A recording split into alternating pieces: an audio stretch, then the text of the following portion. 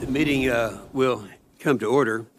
Senator Reid and I agree on something that we've talked about for a long period of time. That is, we're going to have a meeting that starts at 9:30 or 10 o'clock or 11 o'clock. We're going to start.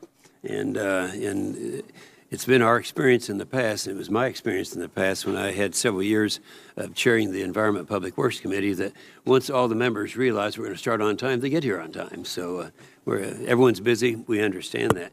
So anyway, we are...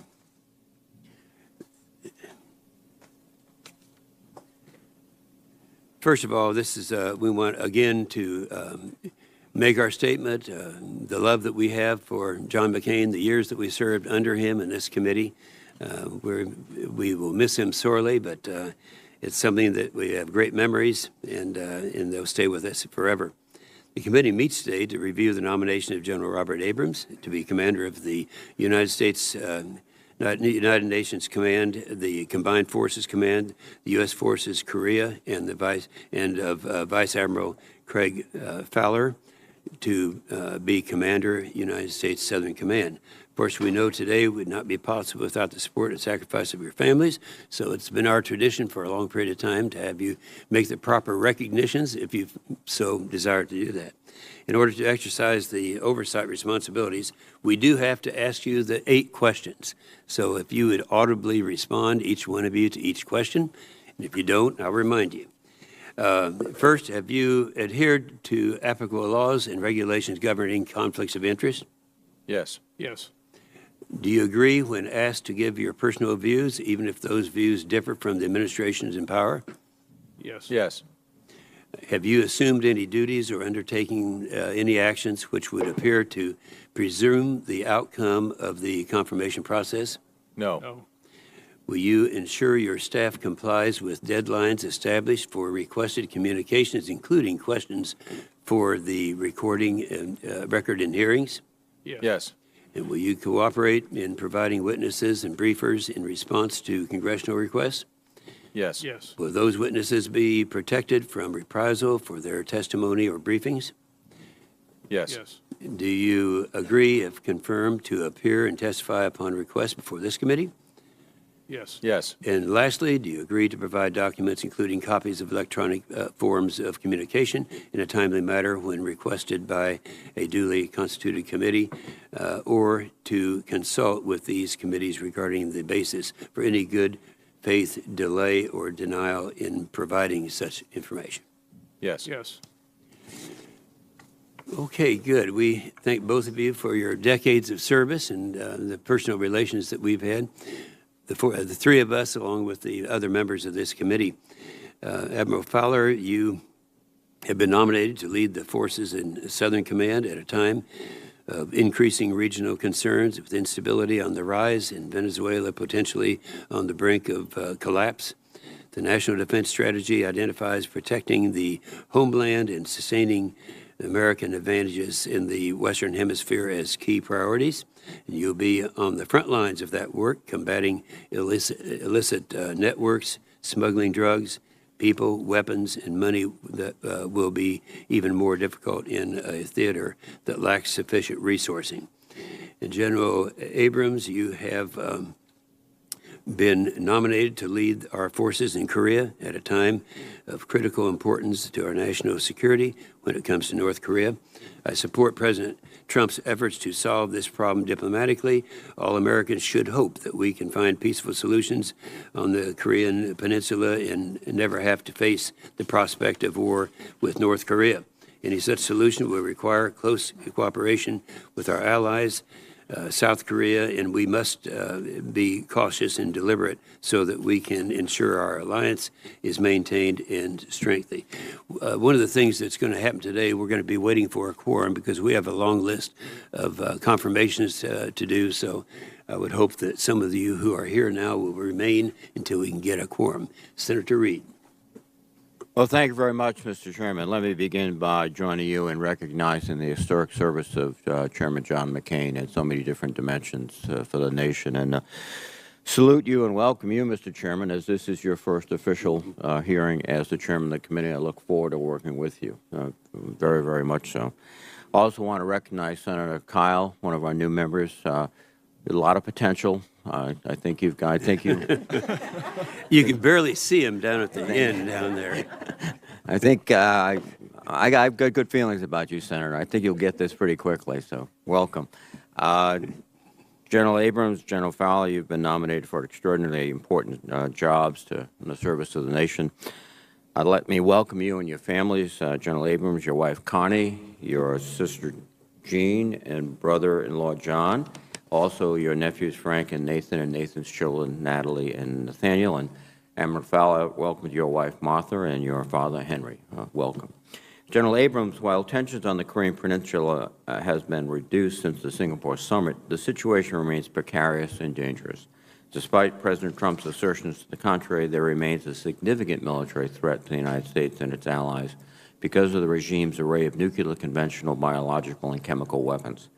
I'm greatly disappointed that the momentum of the maximum pressure campaign has been lost and we have seen no developments on denuclearization since the Singapore summit. I'm greatly concerned about the readiness of our troops and those of our allies because of the cancellation of the joint military exercises. Suspending the exercises was a substantial concession on our part, and I have not seen a corresponding substantial concession for the North Koreans. President Trump's characterization of the exercises as provocative war games was unfortunate because it's fed into the narrative of North Korea. General Abrams, I'd like to hear your views regarding the military situation on the peninsula and how you anticipate maintaining the readiness of the joint forces at the same time that these negotiations are taking place. Finally, I'm concerned that there's a widening gap between us and our ally, the Republic of Korea. The Republic of Korea and North Korea have recently concluded 3 inter-Korean summits, and both sides have stated their desire for a peace treaty. It is unclear how these developments will affect our long-standing and critical military alliance with the Republic of Korea. For example, many experts have expressed concerns that a peace treaty may call into question the need for U.S. troops on the Korean Peninsula. Clearly, given the threats still posed by North Korea to the United States and South Korea and Japan, the presence of our troops and the strength of our alliance remains critical and will remain critical for years to come. General Abrams, I look forward to hearing from you on how you intend to maintain and deepen our military alliance with our ally, the Republic of Korea, given the diplomatic developments that have occurred. Admiral Fowler, you will be facing a different set of challenges with a much smaller pool of resources, given our focus on near-peer competition with Russia and China. At the same time, the issue sets that you face are no less challenging or compelling, especially given the current opioid crisis in the United States. You will play a critical role in the whole of government effort to curb the influx of life-threatening narcotics into the United States. Venezuela poses a significant challenge and threat to the region. In addition to creating refugee crises in neighboring countries like Colombia and Peru, which have taken a significant toll on the civilian infrastructure and social services, Venezuela is fueling the narcotics trade and exporting corruption and illicit funds to its neighbors. There are reports that some of these illicit funds are going to terrorist organizations, thereby undermining the significant progress that countries like Colombia have made in rooting out the FARC and the ELN. Admiral Fowler, I look forward to hearing from you on how you intend to help Venezuela's neighbors deal with this ongoing crisis. Also, Admiral Fowler, I'd like to hear from you on how you plan to coordinate with the Central Command and Indo-Pacific Command to ensure that we're engaging in a global strategy to counter the efforts of Russia and China to undermine our influence and stability in the region. And finally, Admiral Fowler, I know you're prepared to address comments that have raised recently in the press, which I think are important to get before the committee. Gentlemen, thank you for your decades of service to the nation. I look forward to your testimony. Thank you. Thank you, Senator Reed. And let's start with you, General Abrams, and each one of you will have an opening statement. As you well know, your entire statement will be made a part of the record, and you are recognized.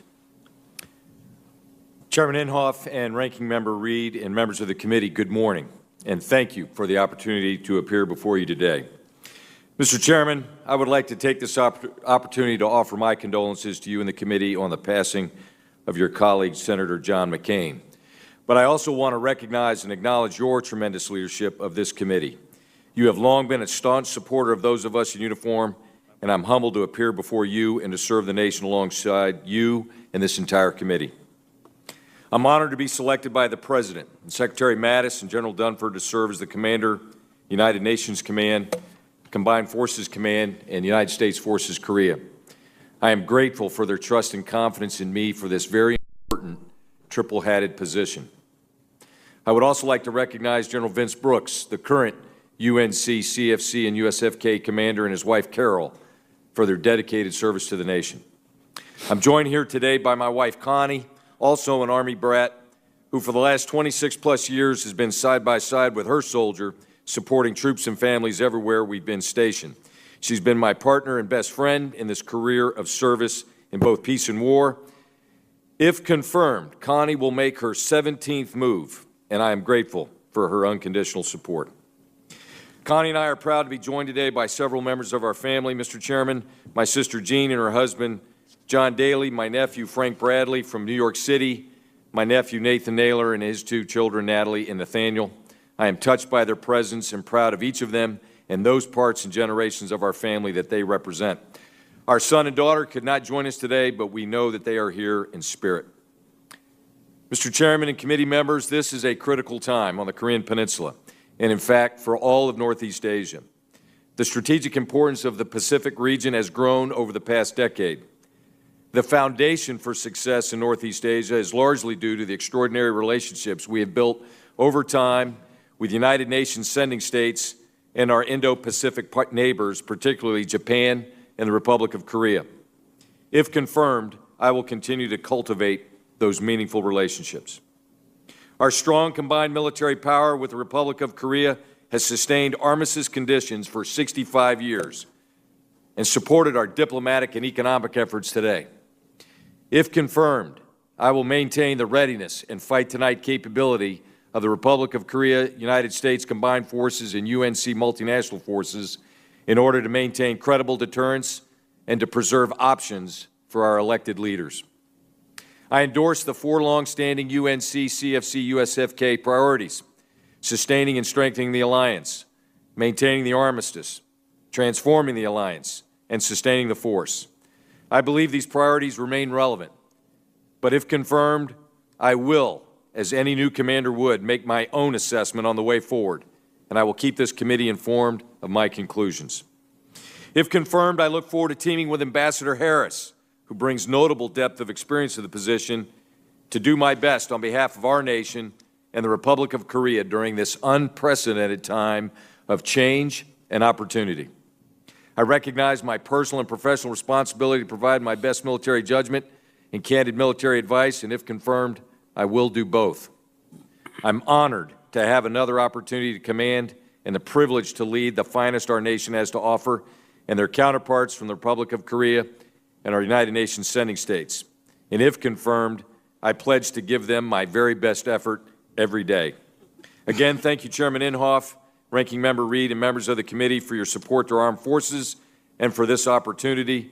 I look forward to your questions. Thank you, General Thank you. Abrams. Admiral Fowler. Chairman Inhofe, Ranking Member Reid, members of the committee, I'm humbled to testify before you today. I want to personally thank the President, Secretary Mattis, and Chairman Dunford for supporting my nomination. I'm honored to testify alongside General Abrams, and I too want to recognize the legacy and service of Senator McCain. My desire to serve began at home with the support and encouragement of my mom and my dad. And I know my mom would be proud if she was here today and still with us. My dad himself, an Army vet, is here, and thank you, Dad. We also have a family connection to Latin America. My wife's father, Lionel, is from Brazil. Now a proud U.S. citizen, he raised a family of 6 here in the U.S., earned a master's in chemistry, and at 90 is still as passionate about life as ever. He could not be here today. Especially want to recognize my wife, Martha, we have been devoted to each other for 34 years. She's my best friend. She has been both steadfast and passionate in her support of my service, our family, and our country and military families. I also want to thank my daughters, Jessica and Abby, who could not be here today, but I want to personally thank them for their service, sacrifice, many moves, and long deployments apart. Thank you, Jessica and Abby. I want to extend a special thank you to all the men and women who have served with me. Their inspiration, sacrifice, and support have enabled me to continue serving our military and nation. I am humbled, thankful, and truly grateful. We're fortunate to live in the Western Hemisphere, interconnected by a bridge of common cultural bonds, shared values, and with a few rough exceptions, strong democratic principles. A hemisphere that shines as a beacon of opportunity in a world awash in complexity and rapid change. During recent travels to the region with the Secretary of Defense, I saw firsthand the opportunity in willing partners like Colombia, Chile, Brazil, and Argentina. The 2018 National Defense Strategy sets clear guidance. We will field a more lethal and ready force. We will build new and stronger partnerships. And we will scrupulously count for every resource the Congress has authorized and appropriated. Multiple challenges must be dealt with aggressively, from the return of great power competition with Russia and China to threat networks of criminals and violent extremists that traffic in terror, drugs, weapons, humans, illegal immigrants, and illicit goods that undermine both our sovereignty and security here at home and those of our partners. Nationally, the 72,000 drug-related deaths last year is a crisis. And if confirmed, as Southcom Commander, I will remain committed to doing our part to deny, degrade, and destroy this scourge. Let there be no doubt, we, as a military, must compete and win. There is no other choice for our nation's security. Teamwork wins. Just as nations with allies and partners thrive, our combatant commands must work together with all parts of the DoD team, our interagency partners, and Congress. My aim is to strengthen and enhance those relations and our teamwork. My plain and simple message to our friends in the region is the United States is a reliable and trustworthy security partner. Our commitment is unwavering. The United States is your security partner of choice. We offer unmatched military education, training, and equipment with U.S. ingenuity, technology, and experience to back it up. International military education and training, IMET, along with foreign military sales and building partner capacity authorities are strategic game changers.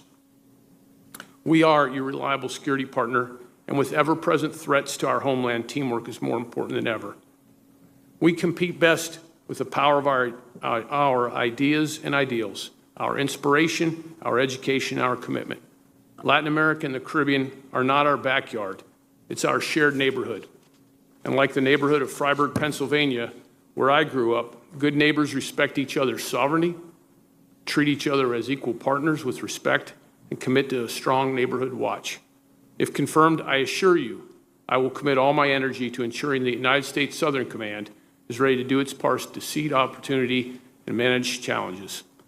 Chairman, Ranking Member Reed, members of the committee, thank you again for the opportunity to testify before this committee, and I look forward to your questions. Well, thank you, Admiral Fowler.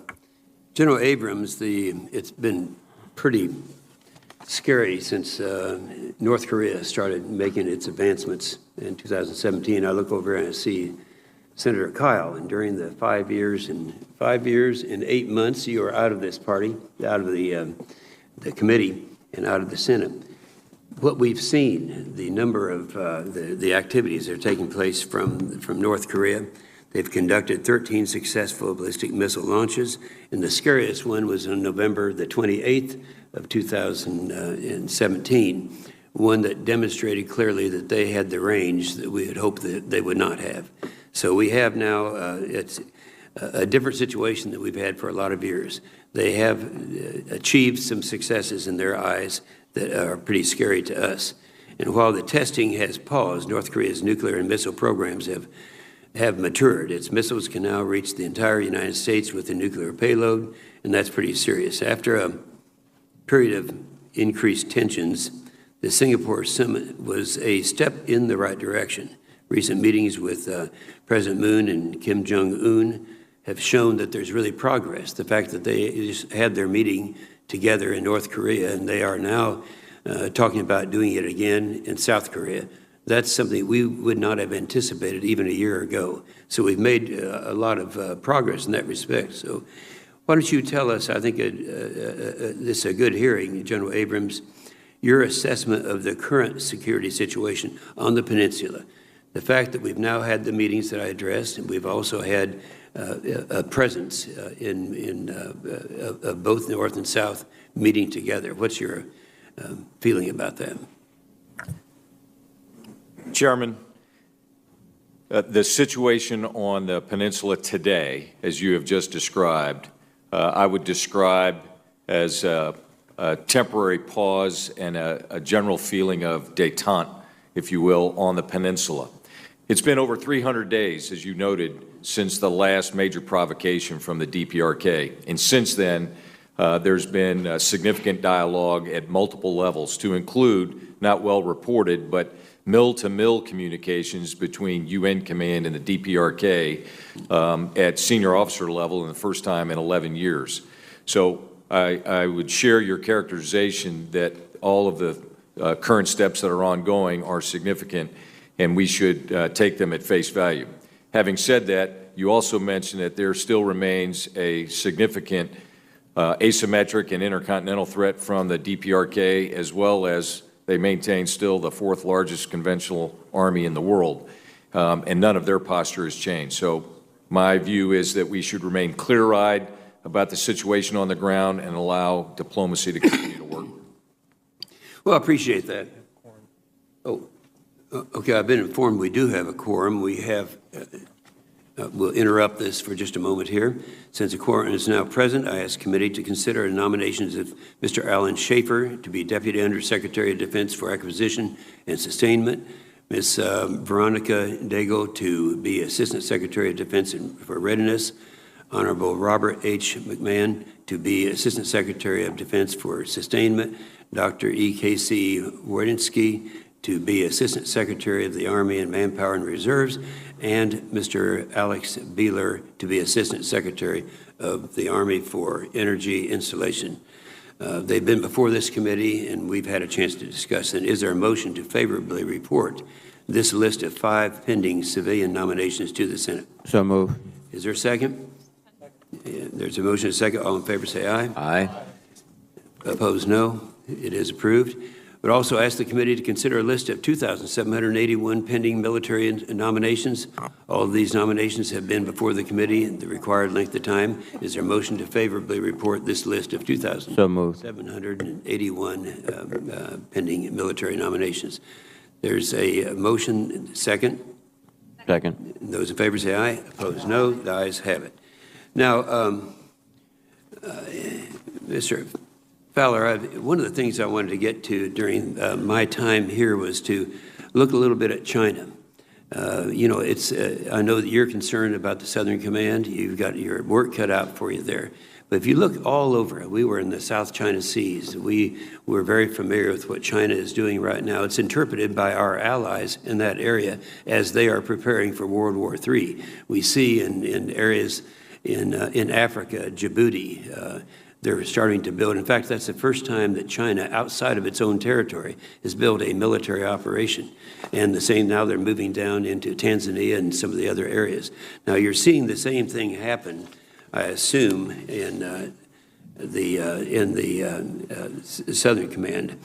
My concern is that the programs that I know that I've talked to you in my office, that you're very favorably inclined toward. One of them being the IMET program, where and foreign military investments, foreign military sales, and all those programs. But the IMET program is one that has been very successful all over the world, and it's one that China has now figured out. In the case of Africa, they've had a meeting where they had 53 of the presidents of the 54 countries in Africa actually meeting there on a new type of an IMET program that would bring their allegiance away from us, which has been so successful. I'd like to have you share with us, first of all, your feeling about these programs, why they're significant, and is China doing the same thing in the area that you're going to be in as they are in the rest of the world? Senator, the 2018 National Defense Strategy calls out China as a strategic competitor. And as the Secretary of Defense recently commented, we continue to see both Russia and China try to shape a world consistent with their authoritarian worldview. We see that in the Southern Command and area of responsibility, where China is moving in with low interest loans with strings attached for ports at the Panama Canal, for example. The program that you speak of, sir, IMED, is one of our best tools to build long-term trust with officers at all levels, to bring students to the United States, to educate them in our military doctrine, our tactics, and really do an in-depth study together. During a recent trip, some of the leaders I met were graduates of our War College, and they are lifelong friends of the U.S. So the best way to counter this competition was the power of our education and our ideas, Senator. Yeah, and it really is a concern to me because everywhere I go, everywhere in the world, you run into people who were results of the IMET program. And it seems like China has not been that active, but they are right now, and I anticipate you're going to see that in your command also. Senator Reid. Well, thank you very much, Mr. Chairman. And, Admiral Fowler, the Navy has been dealing with the fallout and consequences of the Glenn Defense Marine Asia case for many years now. There are certain allegations that have arisen with respect to your participation, but my understanding is that they've all been fully investigated by the FBI and by the Department of Defense and the Navy Criminal Investigation Service. You've been exonerated from any culpability, and also I don't believe, and you can confirm this, that you've received in any way any type of gift or services from GDMA or any type of, provided them any type of benefit. Is that correct? Senator, that is correct. After a lengthy and thorough investigation by several different law enforcement organizations, I was cleared of all wrongdoing. I've never solicited, accepted, or asked for a gift from Glenn Marine Defense. In every decision I made, event I attended, I had ethics counselor review, and I believe, Senator, all that information was available for my confirmation to Vice Admiral, sir. Thank you very much, Admiral. And one of the questions we had in our discussion is the fact that your command is probably the least resourced major command, and with an incredible range of issues. You spoke about them, the opioid crisis, the disruption, the behaviors in places like Venezuela where there's a dictator, places like Guatemala where we're seeing their president reject international controls and intimidate the people. Can you give me very briefly what your top 3 priorities as you assume command? Senator, if confirmed, the top priority is to build stronger partnerships and look for opportunity for new partnerships regionally. And to build up on that is all, my view, about people-to-people trust. So getting down there, being present within the command, and I think we have the talent, from what I understand, and the people to do that. And we build on that with education. We build on that with exercises. The command does have a very robust exercise program. We build on that with, where appropriate, building partner capacities through some of our authorities with the Congress has granted, counter-narcotics. And then we look at what assets we need, both for the exercises center and for getting after the challenges like interdicting drugs. And I am aware of some of the resource challenges the command have. If confirmed, that will be one of my top priorities, to assess what we need. I'll come back to the chain of command, and I'll be very vocal and strident about asking for more if I think that's going to make an impact, Senator. Thank you, sir. General Abrams, you have a range of challenges in a very difficult situation. One of the issues, and there's so many, is that the Republic of Korea is developing a relationship with the Democratic Republic of Korea, and that's kind of an oxymoronic statement, which is slightly different than ours. In the past, my recollection has been we've been sort of shoulder to shoulder with the South Koreans, and we've taken the lead. They seem to be moving away. How is that going to complicate your position? Or is it going to complicate your position? Senator, I think that my assessment is the relationship between the U.S. military and the Republic of Korea military is as strong, if not stronger, than it's ever been in its 68-year history. I think the relationship, the strength of the alliance, which is described by everyone as ironclad, is unshakable. It's withstood, unbelievable number of provocations and aggressive behavior and crises over the last 65 years. It has been baptized in fire and blood, and it remains ironclad. So I have no concerns about the future of our relationship. Do you think it's critical that we resume military exercises? I think the next major one is scheduled for this spring. Senator, exercises, I believe that exercises and training are routine activities of militaries across the world to maintain the readiness of their force in accordance with their national defense strategies. The exercises that are scheduled for the spring, the major exercises, to the best of my knowledge, they are proceeding with planning. That is a future decision to be made by alliance leaders. Thank you very much. Gentlemen, again, thank you for your service to the nation, and you've been given challenging job, but you have the skill to deal with them. Thank you. Thank you, Senator Reid. Senator Cotton. Gentlemen, thank you very much for your appearance, for your many years of service to our country. Congratulations on your nominations. General Abrams, the administration is currently engaged in negotiations with North Korea to try to denuclearize the Korean Peninsula. I have every confidence in Secretary Pompeo's ability to achieve a good deal for the United States, if there is a good deal to be had. However, we cannot simply hope that we'll achieve a good deal, and we must be prepared to handle the consequences of no deal, one of which is North Korea's growing missile and nuclear threat. The recently passed defense bill fully authorized $284.5 million, an urgent unfunded request for the Missile Defense Agency for missile defenses on the Korean Peninsula. We also directed the Department of Defense to develop new boost phase intercept systems and space-based intercept defense capabilities. The department is investing $500 million in enhancing missile defense on the Korean Peninsula over the next 3 years. Could you explain why these efforts are necessary and warranted in the current threat environment we face on the Korean Peninsula? Senator, as the chairman and ranking member mentioned earlier, there still remains, despite all of the ongoing diplomatic efforts, which we all applaud, there still remains a significant conventional and strategic capability on behalf of the DPRK.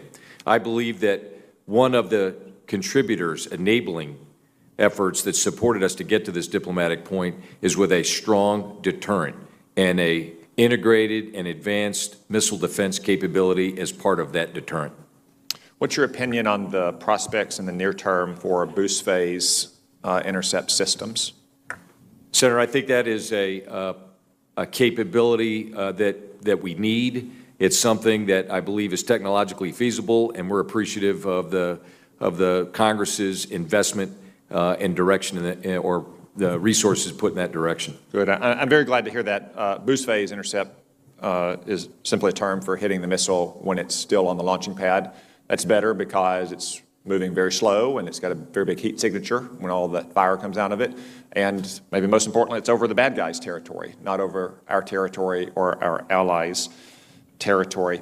Some of the deployments we've seen of our traditional missile defense systems on the Korean Peninsula have generated some political controversy in the Republic of Korea. Can you talk about those controversies and how you and Admiral Harris, as our ambassador there, will help manage that? Senator, the recent deployment in the last year of the Theater High Altitude Air Defense System did cause some political consternations in the Republic of Korea and, in fact, in the region. There's been a very open and transparent communication strategy by both General Brooks and the country team, and the Republic of Korea and their people, their military, have been assured of the exact capabilities and limitations of those systems. And I believe at this point, things have settled down to an appropriate level. And by concerns in the region, I'm going to presume you mean in Beijing, which thinks that those systems could just as easily collect information on or hit a Chinese missile. I'll trust that's what you mean. Senator, I was inferring to the Chinese and their stated concerns, although I would not agree with the characterization that you gave them. Yeah. There have been reports recently in the media about challenges in the logistics of trying to evacuate non-combatants from the Korean Peninsula in the event of a military conflict. Could you speak to those reports and the challenges that we might face in trying to evacuate civilians and non-combatants from the Korean Peninsula? Senator, the non-combatant evacuation plan has been in existence for a number of years. It's the topic of at least a couple of exercises biannually. and it is something that is rehearsed frequently at various levels. But we ought to be clear about this. This is a wicked problem, and it's not just American citizens. It's a large number of citizens from other countries, to include China. So it is a challenge, but it is one that I have great faith and confidence that Commander Indo-PACOM and Commander USFK have an appropriate plan to deal with. One way to mitigate that challenge would be to return to what Korea used to be, which would be an unaccompanied tour in which spouses and dependent children were not deployed with our soldiers there. Should we at least keep that as an option as we move ahead?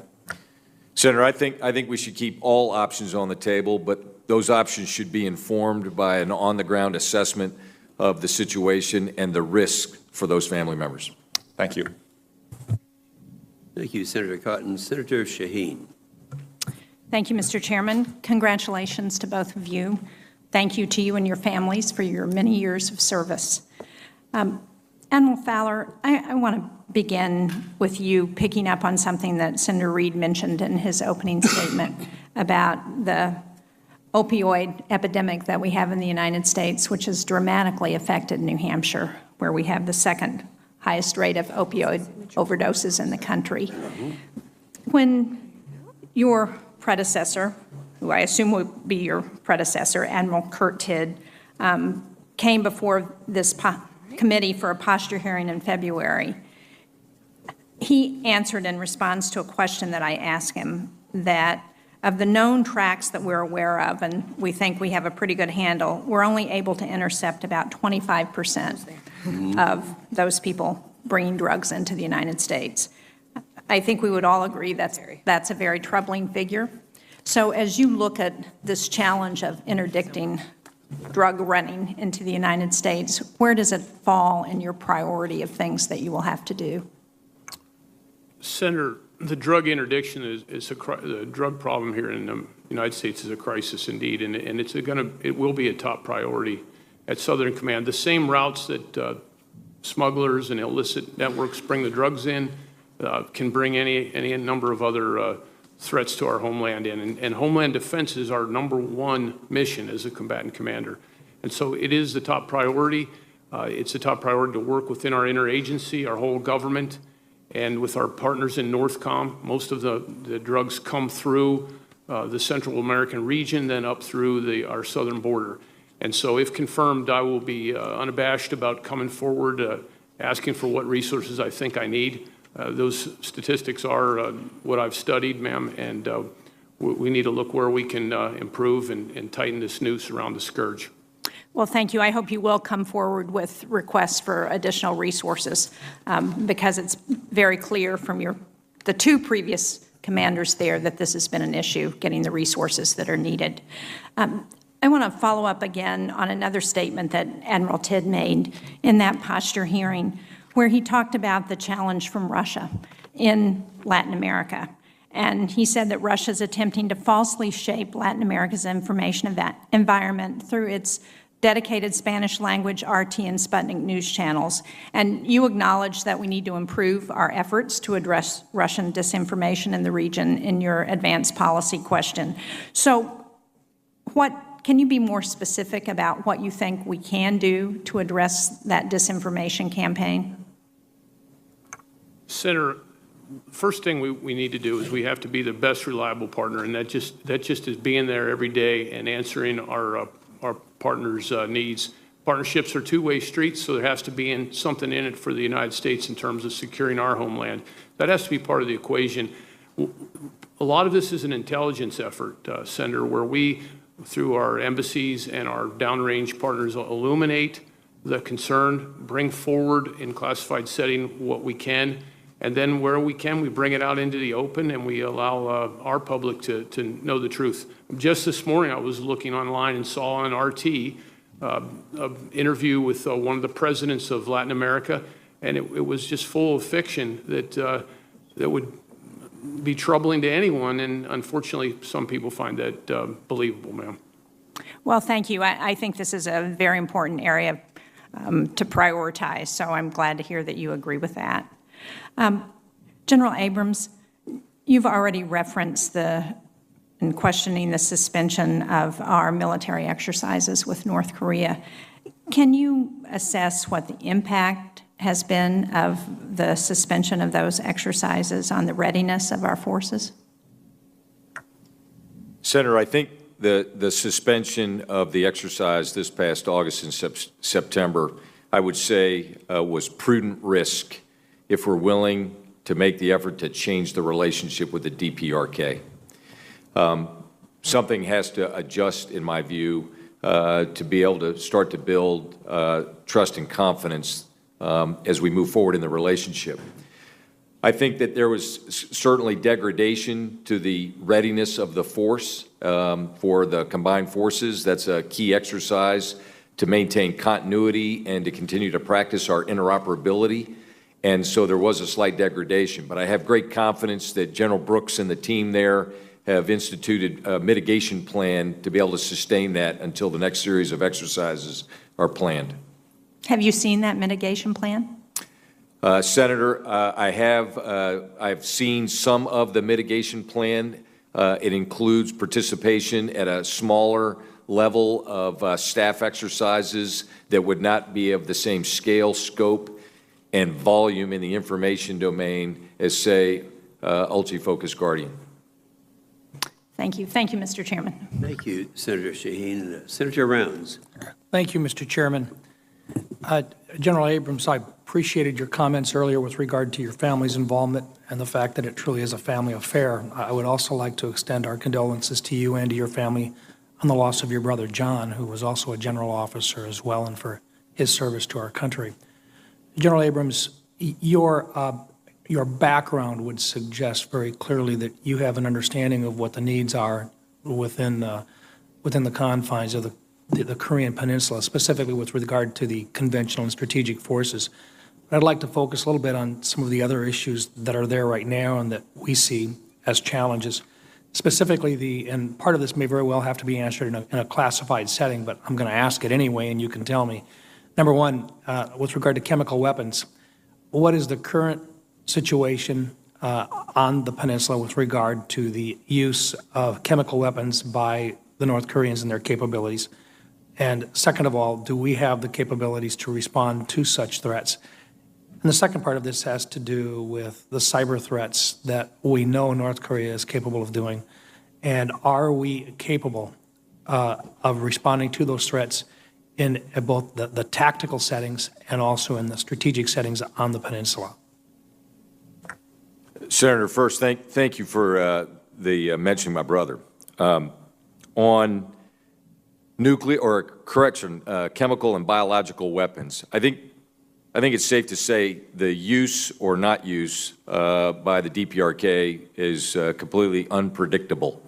And there'd be no way of gauging when or if they might even use it in case of conflict. Our role as military members is to be prepared for all possibilities and all contingencies. So to your second question, are we prepared and do we have the right capabilities today in U.S. Forces Korea? The answer is yes. This is an environment that the forces on the peninsula train extensively, and they have adequate capability on the ground now to deal with the initial, if there was an initial use. More importantly, the predominance of the forces, if required for a war on the Korea Peninsula, will come from the continental United States, and a good chunk of them from the U.S. Army. This has been a point of emphasis of training in a chemical and biological environment. We've been on a full-court press in this domain for the last 3 years, and I'm happy to report that our readiness and our preparedness for operating in that environment is much higher. Would it be fair to say, sir, and I apologize for interrupting, would it be fair to say that there would still be an anticipation of civilian casualties in the case of a chemical or biological attack by the North Koreans? Absolutely. Okay. And at this point, we do not have plans that would allow us to protect those civilians from such an attack. Senator, we will, of course, provide as much support and capability to protect civilian lives in addition to the military lives that might be affected by such an attack. To the best of our ability. to the best of our ability within our capacity. But the expectation is within our capacity, it would be extremely difficult to protect that population from a biological or chemical attack by the North Koreans. That is accurate. Okay. Let's go on to cyber. Senator, if I have it right, and please correct me, yes, the DPRK has a significant and capable cyber force that is capable of worldwide operations. To your specific question about our capabilities, I believe that we lead the world in our militarized cyber capability, and the recent elevation of Cybercom to a combatant command status only continues to solidify its capabilities, both defensive and offensive. And I have every expectation that General Nakasone and his team will be able to provide the necessary capabilities, cyber capabilities, should there be a conflict on the peninsula. Thank you. Admiral Fowler, first of all, thank you to you and to your family for your service. I understand your father was also a lieutenant in the Army in the early 1960s. Thank you, sir, for your service. Admiral Fowler, one real quick question, and that is with regard to the need for partnerships. Can you tell us, in your opinion, the status of our ability to be a good partner in SOCOM? How are we today, and where do we need the improvement? Senator, just having returned from a trip with the Secretary of Defense to Southcom and into the Latin America region and visited with countries Chile, Colombia, Brazil, and Argentina, these countries want to partner with us. They value our training and education above any other partner, and they value our equipment, our gear, our exercises, and our expertise. So I think we have a strong foundation to continue to build on and make it even stronger. A number of these countries have gone through democratic transitions, but the mill-to-mill relations have stayed rock solid. I think that is the best way to counter Russia and China and the global threats we face. Thank you. Thank you, Mr. Chairman. Thank you, Senator Round. Senator Peters. Thank you, Mr. Chairman, and thank you, gentlemen, for your long service to our country. General Abrams, as you know, and you and I have talked about, I recently returned from South Korea, where I met with U.S. Korea forces for an update on what is happening on the peninsula. And the one thing that I was really struck by were the significant logistics challenges that we will face should a conflict arise there. You've already addressed some of those challenges in terms of moving personnel out of Korea, folks who are non-combatants, but it's also civilians that are in Seoul, which is ranged by a tremendous amount of artillery, and you'd have millions of people moving south. At the same time, we're trying to move north and flow materials into the north. You've also mentioned that much of the Army's fighting power in a what could be a sustained conflict would come from the continental United States, which is a long ways from Korea. So if you could talk a little bit about your understanding of the logistics presence on the peninsula and how we move material into the peninsula should a conflict occur, and how your past assignments are going to contribute to your ability to handle what is a significant challenge. Senator, to your first question, the department has made significant investment in forward posturing of supplies and materiel and munitions over the course of the last 18 months to levels that we had not seen previously, to better what we call set the theater in accordance with General Brooks's priorities. And those are now at the appropriate level when in the past they may not have always been at the appropriate level. As you got to see while you were there, this is a monumental effort to be able to receive, stage, and prepare for onward movement of the forces in supply. The way we mitigate that, the way the peninsula mitigates that, is we do that with pre-positioned equipment. So we have equipment on the peninsula within certain capabilities that's prepared to draw, so we can actually fly people in to draw that equipment to be prepared to use. And then the remainder, of course, will come by ship.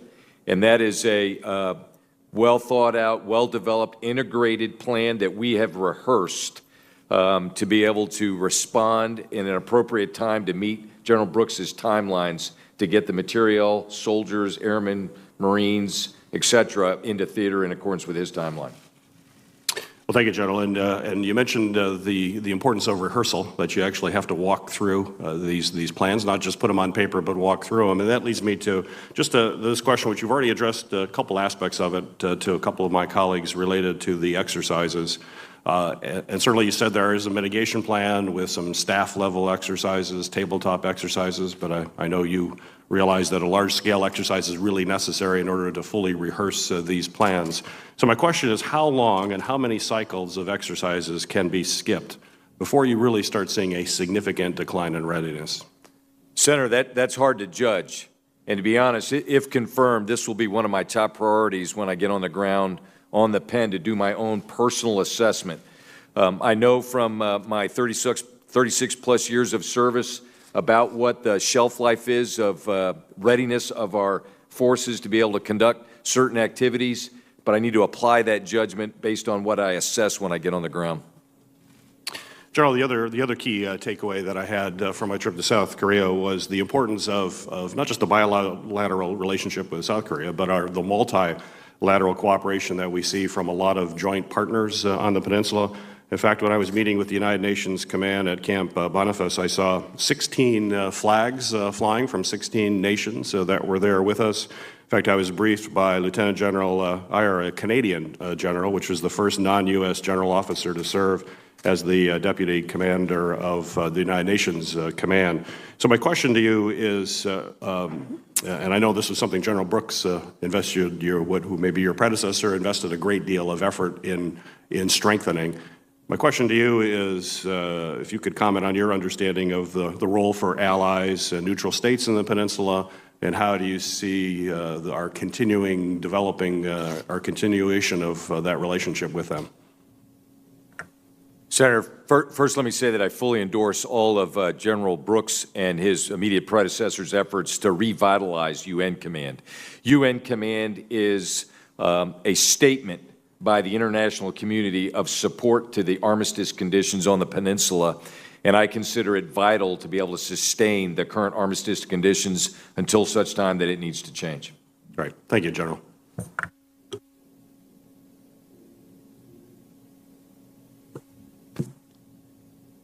Let's see, Senator Perdue. Thank you, Mr. Chairman. I want to thank both of you gentlemen for your lifetime of service and your family's dedication to our country. General Abrams, I was just over early this year meeting with General Brooks, meeting with defectors from North Korea, and I was struck by the posture that we've had for a long time with our ROK partners. Our agreement works under a special measures agreement, as I understand it, where they currently are paying about 50% of our residence presence in the peninsula.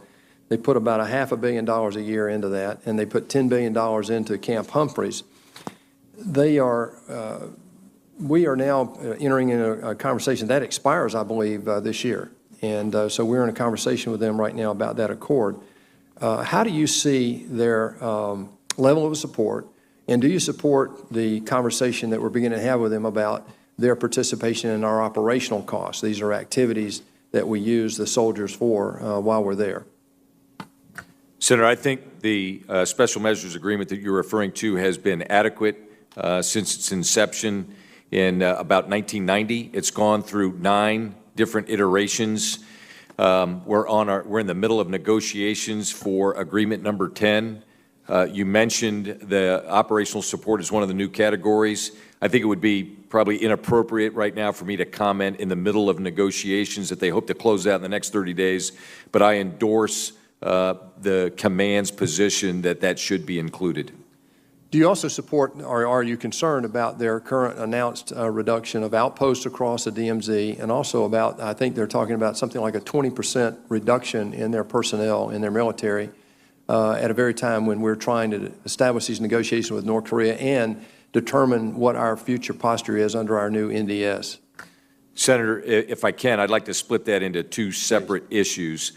So the first one with regards to discussions of reduction of guard posts, that was a part of the discussion most recently between the Minister of Defense of the Republic of Korea and his counterpart in the DPRK. All activities with regards to the demilitarized zone are under the purview of UN command. So while they may continue to dialogue, all of that will have to be brokered and adjudicated and observed and enforced by UN command, led by General Brooks and the multinational forces there with 17 sending stations.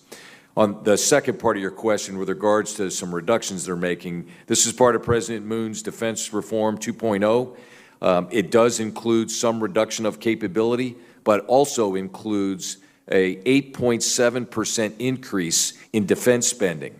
So this year, they'll be at 2.7% of their GDP, which is the highest of any treaty ally of the United States. Sir. Thank you.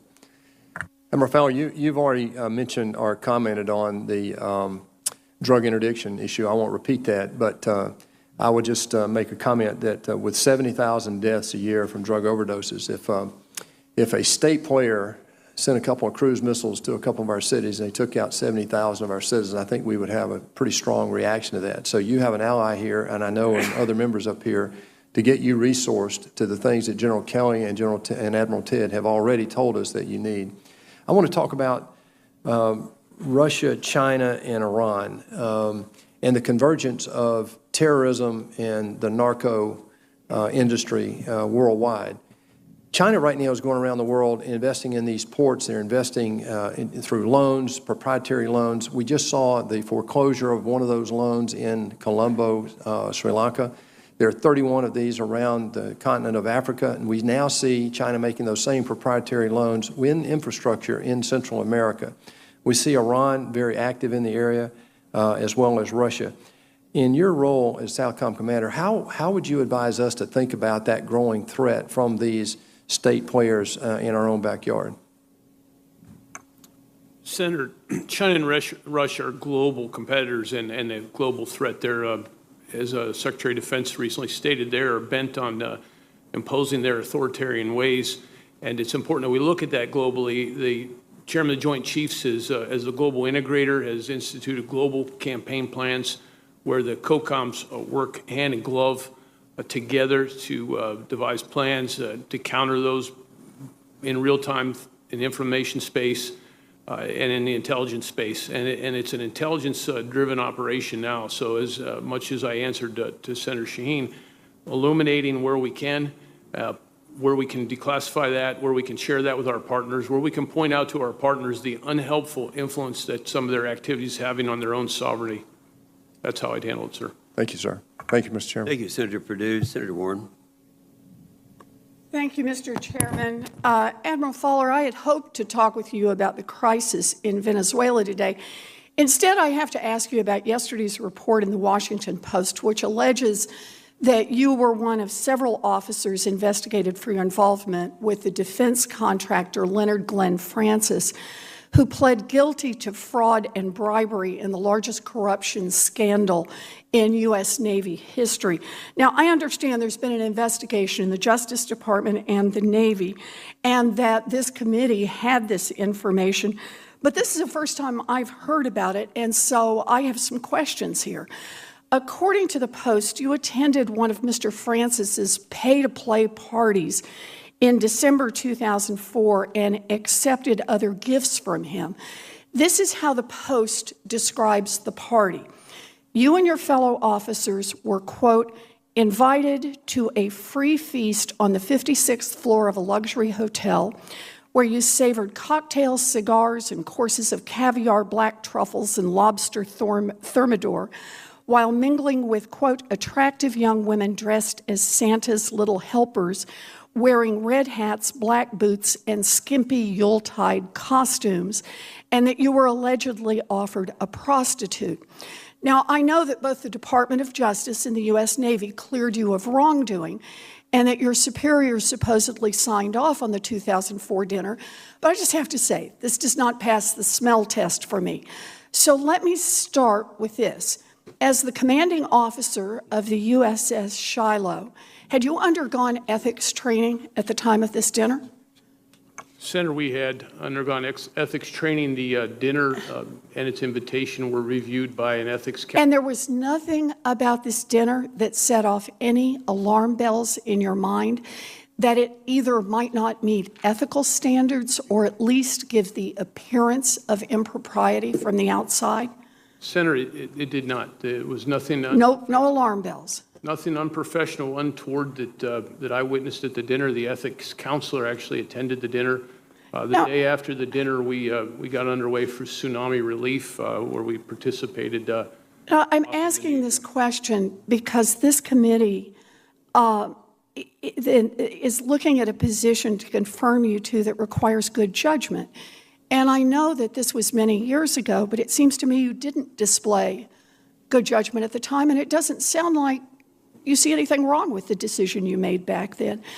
The other thing that strikes me about this specific dinner and others that have been reported in the media is the detail about the scantily clad women and prostitutes at these parties. You know, there's even a picture in the Washington Post story to go along with this.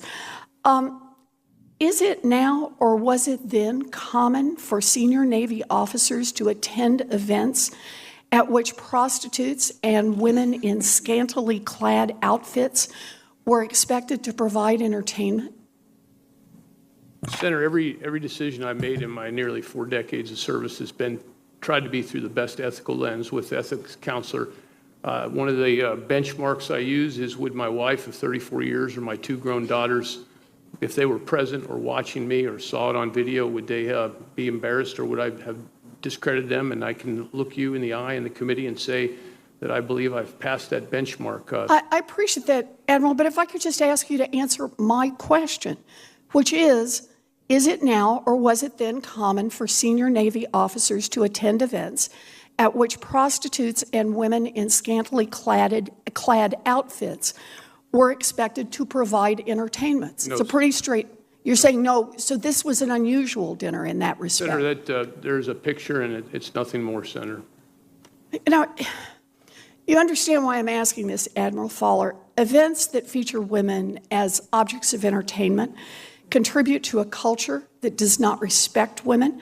Given the persistently high rates of sexual harassment and assault in the Navy, across the military services, and frankly around this country, it is long past time that we have a conversation about exactly these kinds of events. You have been nominated to serve as the 4-star combatant commander to the U.S. Southern Command. You'll have many women officers under your command. What do you say to women officers when they see that this is the kind of event you have attended? Senator, I have always had the utmost respect for all servicemen and women. At that particular event, reference to the Washington Post, there were female officers present and one from my ship. I would say, as I have always said, that very much respect, and that's how I've tried to operate. And I believe that would bear out. And I'm appreciative that the Secretary of Defense has, and I'm humbled that the Secretary of Defense is supporting my nomination. Well, I just have to say, Admiral Fowler, this is a question of judgment, and it not only troubles me, the decision you made back then to attend such a party, it troubles me that today you seem to think that that decision was Senator just Warren, fine. your time has expired. Senator Kyle. Thank you, Mr. Chairman. First of all, gentlemen, thank you very much for your service. This is my first hearing of the Senate Armed Services Committee, replacing my friend and colleague John McCain. I served on the House Armed Services Committee when I was a young person, but it's my honor today to, in this first hearing, hear from both of you, officers of exceptional ability who have been offered new opportunities to serve our country. Let me start, General Abrams, with a question for you, sir. One of the programs to limit North Korea's ability to proliferate weapons and to generate cash for its purposes, working around sanctions, is the Proliferation Security Initiative, which attempts to interdict illicit transport of contraband and weaponry. What is the status of this program, and what do we need to do to strengthen it? Senator, that program is alive and well. As you know, it's grown over time since its inception, well over almost 20 years ago under President Bush. So it is. It continues to provide very strong, combined, multinational capability to accomplish the task that you laid out. I think what we should do going forward is continue to encourage more nations to undertake and participate in additional training and integration exercises to give them that capability and confidence to fully fulfill their requirements under that initiative. Can you cite any recent examples of successes or either successful interdiction or turning away shipments that were bound for some place that were inappropriate? Senator, there's countless examples of success stories that are going on right now in the Indo-PACOM area of operations with a multitude of nations that are signatories to that agreement, and they're having great success. General, that's very good to hear, and if there are other things that the committee needs to do to support that initiative, I hope you'll let us know. Admiral Fowler, you spoke about the drug interdiction mission of the U.S. Navy, and in particular with regard to the area of the world in which you're going to have to be dealing. We have a lot of other agencies, U.S. government agencies, that have missions in this regard. Could you be a little bit more specific about the way that the U.S. Navy complements these issues or the areas in which it has a primary responsibility? Senator, Joint Interagency Task Force South, which is located in Key West, is the principal arm for Southern Command that gets after this problem set. The Navy works for them in the detection, monitoring, and interdiction phase, with law enforcement doing the actual interdiction. So it is in every agency that is involved in the anti-drug program has representatives there in Key West and also in Miami. So it truly is a whole government interagency team effort, and that last year was a record number of interdictions for the Joint Interagency Task Force. Of course, with the supply being what it is, that doesn't begin to put a dent into the overall problem set. So it's both a supply-demand problem and a whole government problem to get after it. But as to the, as to the Navy's specific missions, could you be just a little bit more elucidating as to what those are? Senator, the Navy does detection monitoring, aerial detection monitoring with P-8s, P-3s, and ship assets when available. The Coast Guard is a big player in this. The Coast Guard has the bulk of the assets for the detection, monitoring, and interdiction. General Abrams, let me ask you a question that plays a little bit off of what Senator Cotton was asking about earlier, and that relates to missile defense. What additional theater missile defense capabilities do you believe are necessary to effectively defend our forces and Korean and other forces in the peninsula, and also installations of Japan, as well as the population centers in Korea? Senator, we have, the department has made significant investment in ballistic missile defense capability in both the peninsula and in Japan to protect those key installations and population centers, et cetera. What we need is an integrated, some additional capability to better integrate our Air and Missile Defense Command.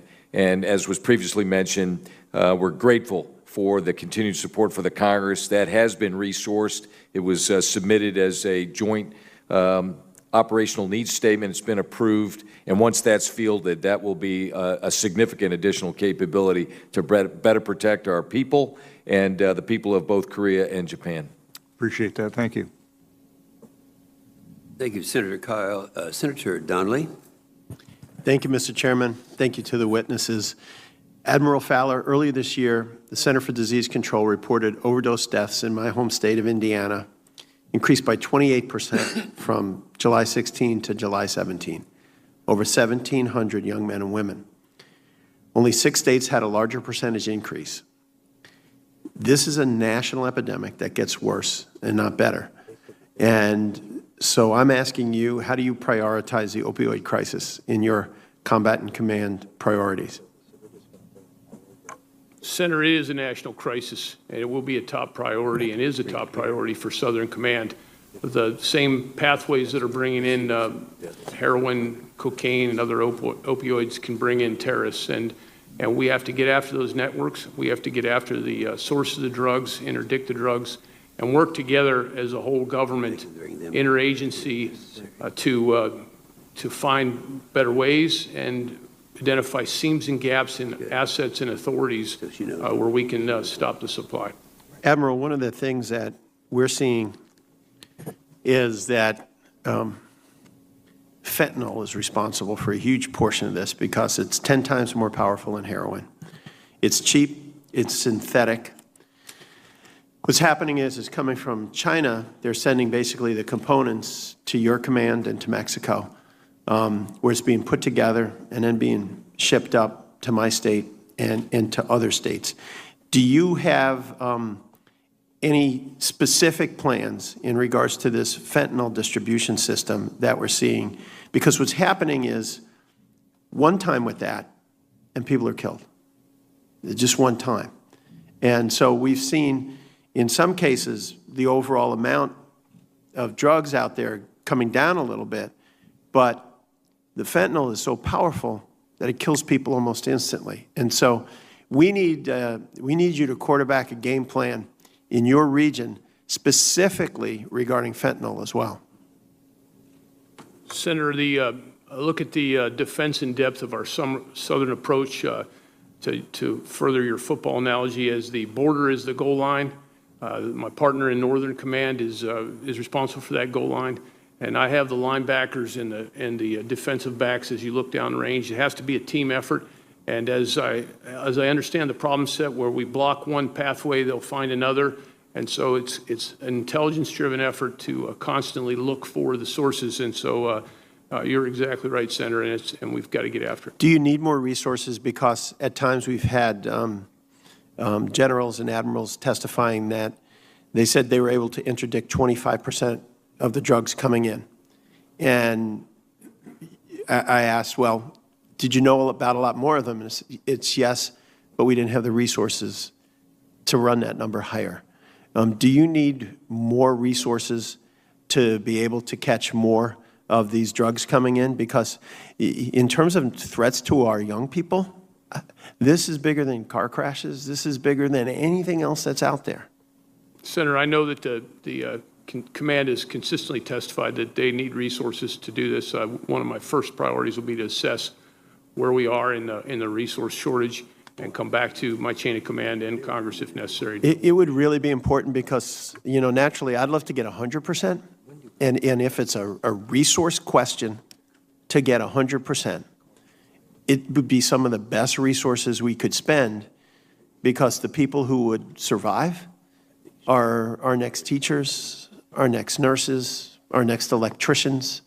They're the heart and soul of who we are. And so I really look forward to you digging in deep on this, and I know you will, that when you talk about saving lives, you be saving lives not only every day, not only every hour, but every couple of minutes is the difference that this can make. General Abrams, I want to ask you about the Korean Peninsula. There was recently a report in a South Korean newspaper that said if the suspension of major military exercises continued in just 2 years because of routine rotations, the majority of officers in U.S.-South Korean Combined Command would have little to zero experience in conducting joint exercises. Do you agree with that assessment? And has the cancellation of these exercises impacted our readiness and ability to fight tonight? Senator, I think the temporary suspension of exercises that were previously scheduled for August and September were prudent risk based on the opportunity to open up additional diplomatic efforts and negotiations between the United States and the DPRK. Going forward, we know inherently by not conducting training and exercises that there will be a degradation of readiness and capability and interoperability of the combined forces. I believe that there's opportunities, and some of them are being executed to mitigate some of that risk being executed by Combined Forces Command by participating in much smaller scale, different scope staff exercises.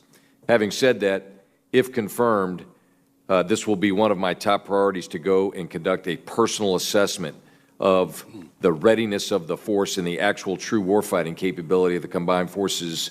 And I'll be prepared to provide my best military advice back to the chairman and the secretary in terms of the best way forward. Well, your command has always been laser focused on fight tonight, and that is the major concern I have with this. When does prudent risk become no longer ready to fight tonight? Thank you, Mr. Chairman. Donnelly. Senator Ernst. Thank you, Mr. Chairman. And gentlemen, thank you very much for being here today. We appreciate your leadership and your willingness to continue serving our great military forces. Admiral Fowler, I'd like to start. I'm going to pick up where Senator Warren left off, because I think this is very, very important. Here in the United States, I am very glad that our individuals are not tried by media personalities. The media doesn't control our justice system. Now, is it correct that you are cleared of any wrongdoing by the Department of Justice and the Department of Defense? Senator, that is correct. Do you promise that you will foster a climate of dignity and respect that your wife, your 2 daughters, and the women in your command would be very proud of? I will, Senator. Admiral, I look forward to confirming you. Thank you. I would like to go on. General Abrams, thank you so much. I've enjoyed working with you through the years and appreciate your wonderful leadership within our service. Moving on to the peninsula, there are a number of relationships that have been touched upon throughout the course of the morning. One of those relationships that I feel very important is that of South Korea and Japan. Now, history has proven very difficult for these 2 countries and our trilateral relationship. Is there more that we can be doing to capitalize upon our relationship with those 2 countries and help repair and move forward so that we can be stronger together? Senator, I think there are a number of things that we can do and we should continue to do. The relationship, as you mentioned, there are historical differences between those 2 countries, but militarily, there's really been a wake-up call, if you will, over the last year of provocations prior, 300 days ago after the last missile launch. That really galvanized the military-to-military relationship between Japan and Korea. And if confirmed, I will continue. I have a relationship with the Chief of Land Forces, the Chief of Staff of their Army for Japan, and I will certainly cultivate a very close working relationship with both the ROC Chairman and the ROC Chief of Staff of the Army once he is announced. And if confirmed, I get in position. So I think I'm in a position to be able to do that. The relationship between the 2 countries, I think, has grown closer as well because of their shared threat, and they both have similar interest in a positive outcome of these ongoing negotiations. And if confirmed, I'll continue to support improvements between those 2 bilaterally and us trilaterally. Mm-hmm. I appreciate that. Are there specific steps that we can take, whether it is military exchanges, education training, other ways that we can really drill down and force those relationships as well? Well, Senator, there are a number of exercises that we're already participating in together and have encouraged the participation both ways, where we've had, for the first time ever, Japanese self-defense forces on the Pen participating in an exercise, very small scale, and vice versa.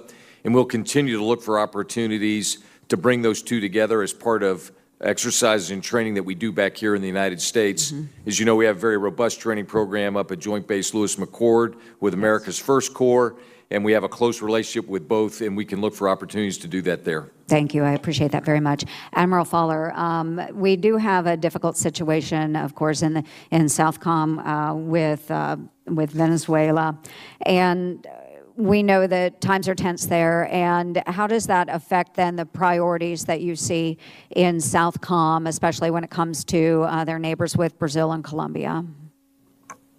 Senator, the migrant situation, over 2 million migrants have fled the brutal Maduro regime alone, and that has spilled over into Brazil, Colombia, Peru, Ecuador, and others. Principally, Colombia and Brazil have borne the brunt of this. That has then affected their ability to go after the securing and eradicating cocaine. It's a resource-intensive effort to deal with those migrants. It has affected their ability to ensure the peace accords with the Revolutionary Armed Forces of Colombia, the FARC. And so it has strained their militaries. And so the military effort by the Southern Command in support of diplomatic efforts to foster a peaceful transition in Venezuela, but it's as you point out, it's a disaster and it's affecting the region. So our principal focus will be on our partners.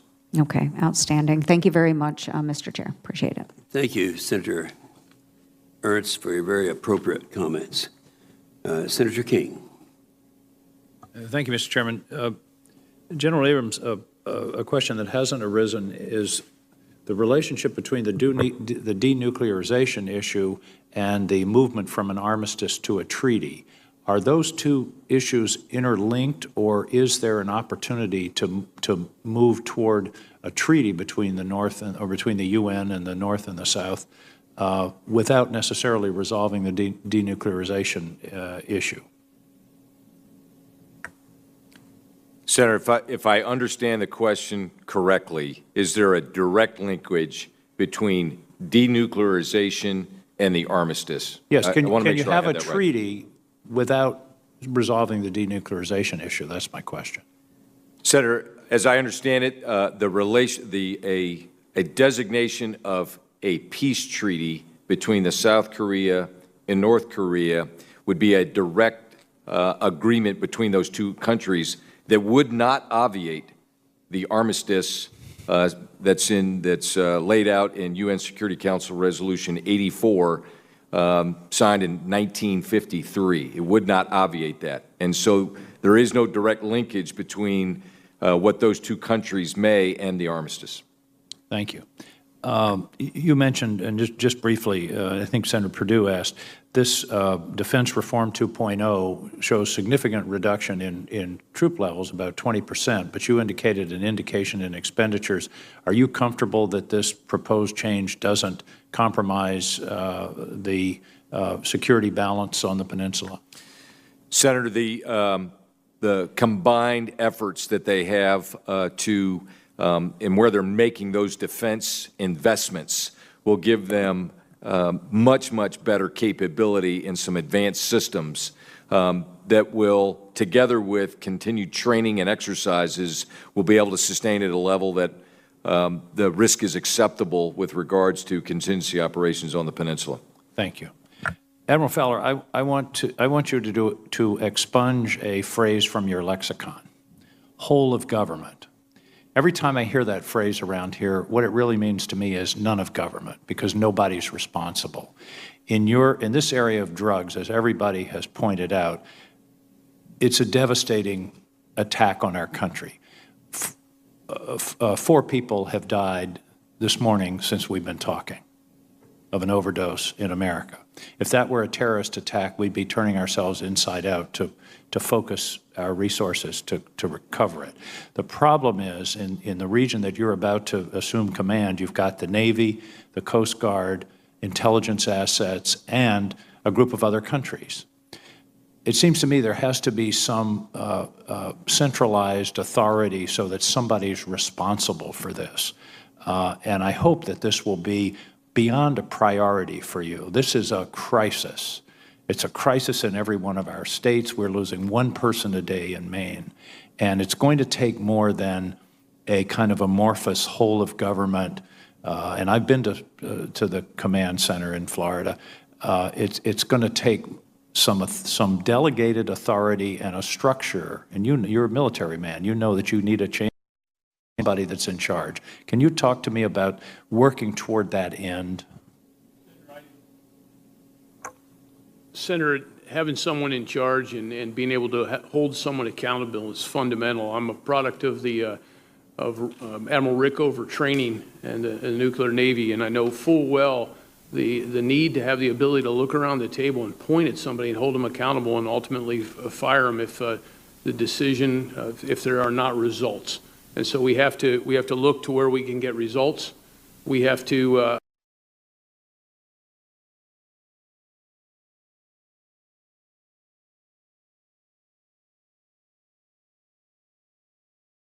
information seam, intelligence seam authorities seem, and then we have to take that from source to. I want to amend one of the comments that Senator Donnelly made. We're able to now interdict, according to your predecessor's testimony, 25% of the drug shipments we know of. We have intelligence. It's not 25% of what. To me, that's absolutely inexcusable. That is a misallocation of resources. What I would appreciate it if you would think about as you assume this command, assuming you're confirmed, which I believe you will be, of coming back to this committee or to a group of committees or to the administration and suggesting a command structure that will integrate in such a way that there is a chain of command and there is someone in authority. My homely way to put this is one throat to choke. We need somebody who's responsible for this so that there is not a passing of the buck, and I deeply hope when you come back to see us, it won't still be at 25% of what we know of. There's no excuse for that, given the magnitude of this crisis. Thank you, Senator King. Senator Tillis.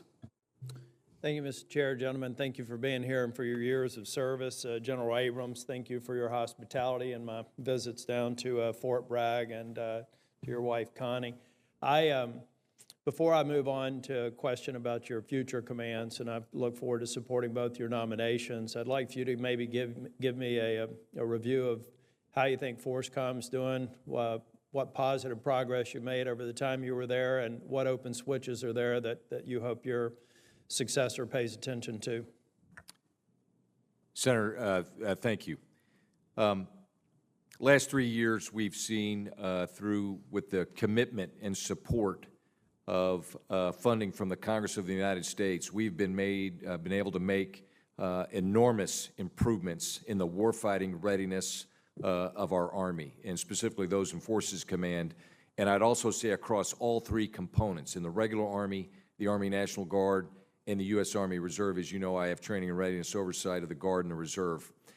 So from individual qualifications through company live fire, through improvement up through brigade combat team live fire, a number of emergency deployment readiness exercises that have tested our strategic agility, getting to and from exercises, from our supply accountability, the readiness rates of our fleets. For the first time in 8 years, our helicopters are now routinely meeting our Department of the Army minimum maintenance standards. We're seeing great improvements across the board.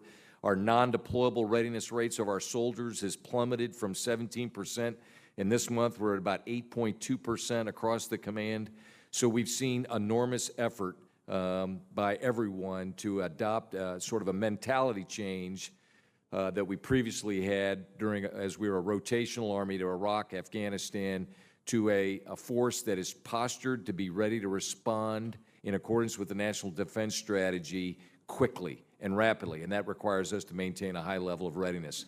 So I think my successor will have plenty of opportunity to continue to follow through. If you use a golf analogy, I've struck the ball, now it's up to him with the follow-through to make sure that we get the ball well down the fairway and we have a sense of permanency in the high level of readiness of the force. Admiral Fowler, I just want to associate myself with the comments by Senator Ernst on the matter that was brought up by Senator Warren. I chair the Personnel Subcommittee, so I review a lot of these cases, and it seems to me you did it right by the book in terms of consulting with ethics and legal counsel to determine the appropriateness of whether or not you should attend the event. And I think that revisiting that would be a waste of time here, because I'm looking forward to your next command that I'm confident you're going to be in charge of. It was about 2 years ago, 2.5 years ago, I had my first briefing on Southcom from General Kelly at the time. And he said the thing that he found the most maddening about this job is because of your limited assets, the number of movements into this country that you just simply couldn't pursue. You either didn't have assets in the right place or you had other priorities. So I want to maybe leave the remaining time for both of you to answer this question. We may be lulled into a false sense of security right now because we've plussed up spending for a 2-year period. but we know that's not going to be there in 2 years. So if you're confronted with sequestration, tell me what your greatest concerns are going into your new commands and what effect that could potentially have on you to do your job. We'll start with Admiral Fowler, then we'll move to our Senator General Abrams. Senator, sequestration was corrosive and impacted every aspect of our readiness and our operations, from people who had to write contracts multiple times to bridge short-term funding gaps, to the uncertainty that it left in our families, to the uncertainty with our civilian workforce, our military workforce. Is this the employer of choice that we want to be a part of? Do I know if I'm going to have a job? Am I going to get a pay raise? Am I going to be able to come to work? This is not the world-class military confidence organization that we want to have. So is it fair to say that if you were confronted with that, then you would be so far away from what Senator King and Senator Donnelly, what we'd be doing is degrading what is already an unacceptable, I mean, you're doing the best you can with the resources you have, but isn't it fair to say that we in Congress, if we do not properly resource to you, that you're not going to do better, you may even do worse? Senator, that's fair to say, yes, sir. And General Abrams. Senator, I would characterize it as devastating. I assumed command 2 years after the government shut down in 2013, and we were still digging out of the hole, a very deep hole, and it took us until mid of 2016 where I could come back and look the Chief and the Secretary of the Army in the eye and say, we're on the right track, and we can sleep better at night with the readiness of the force. It will be absolutely devastating. Thank you, Senator Tillis. Senator Nelson. Good morning, Mr. Chairman. Gentlemen, thank you.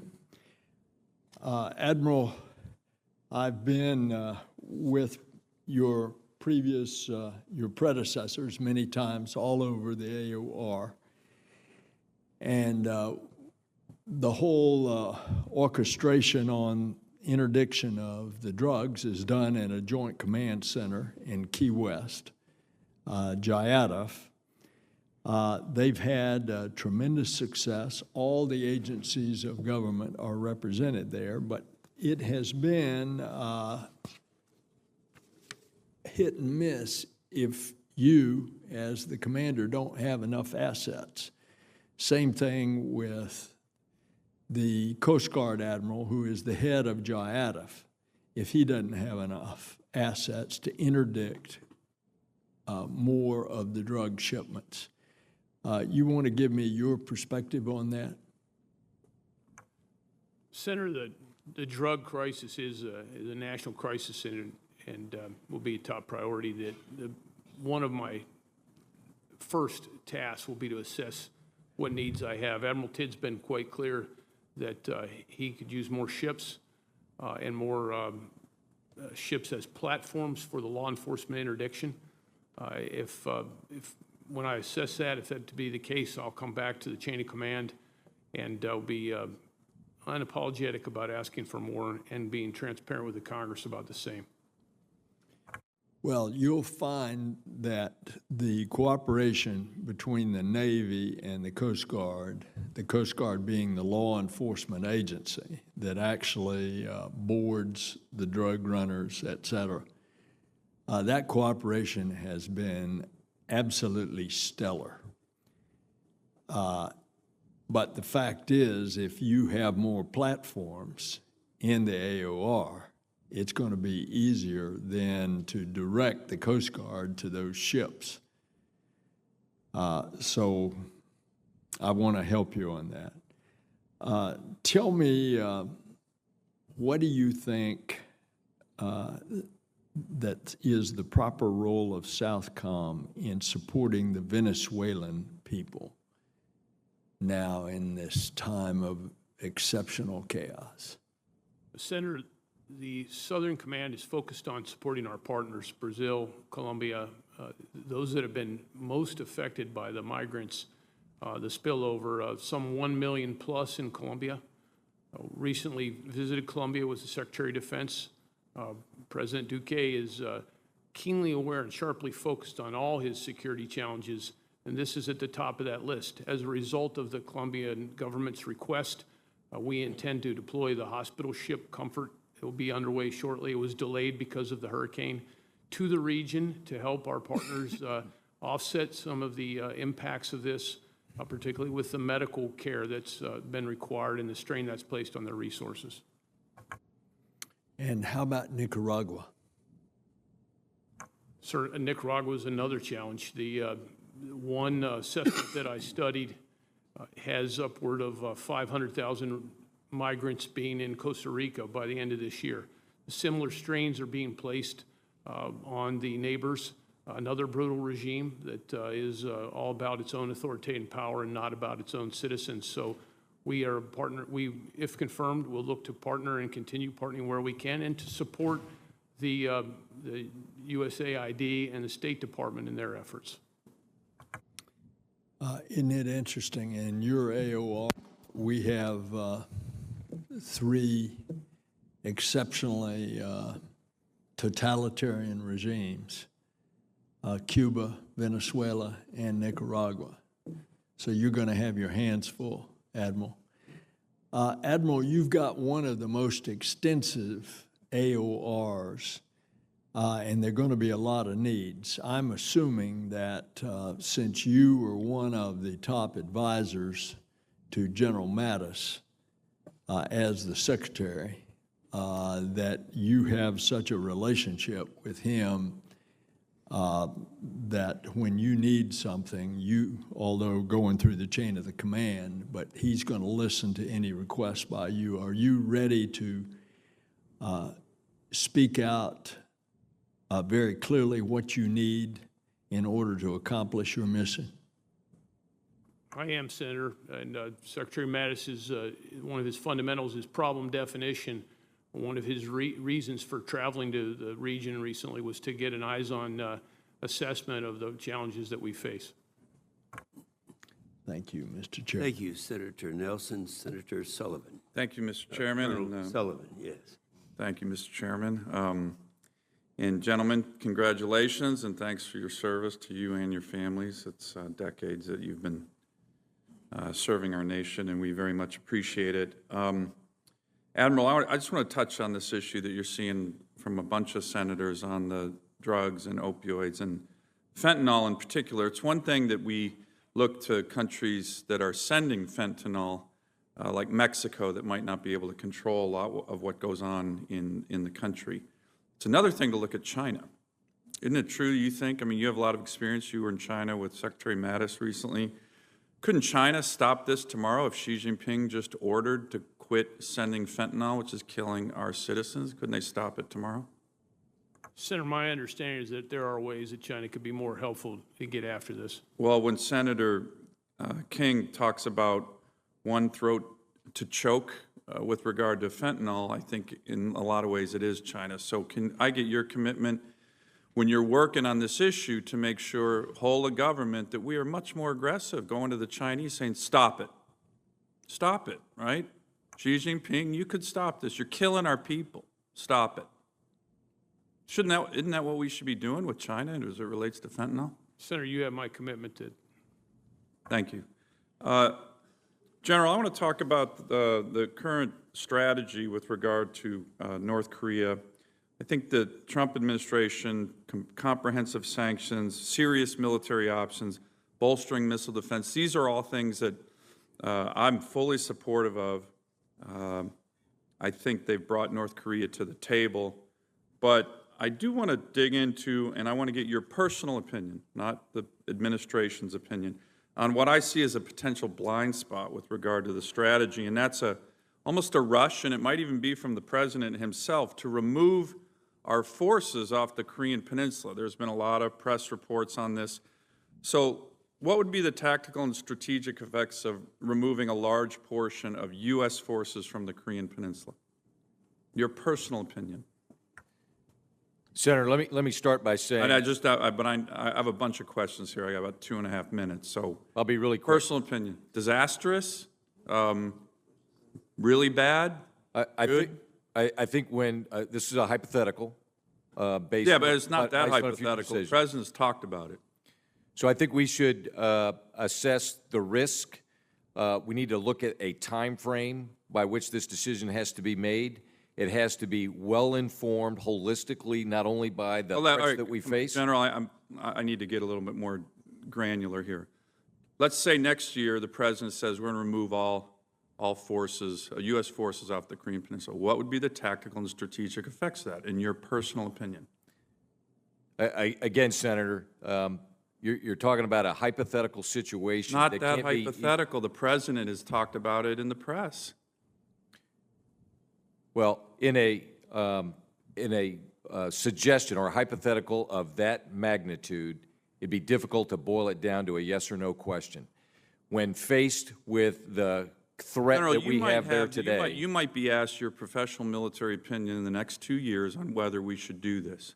Let me give you just where it could be if Kim Jong-un offers a deal to remove illegally obtained ballistic missiles and nuclear weapons, illegal, for lawfully deployed U.S. forces on the Korean Peninsula, do you think that would be a smart decision? You think tactically and strategically that would be good for what's going on in the Korean Peninsula? It would be good for our posture, not just on the Korean Peninsula, but in the region.